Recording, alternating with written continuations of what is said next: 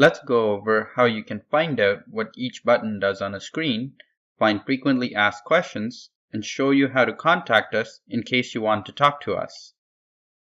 If you would like to know what each button does on a given screen, press on the three dots in the right-hand corner and select Help.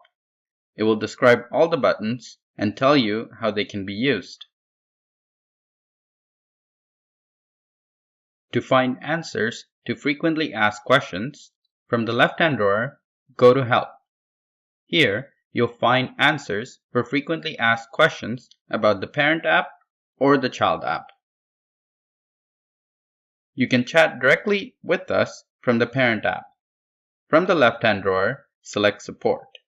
Here, you can provide us feedback or select Chat Support. You can start a conversation here and we will reply to you directly.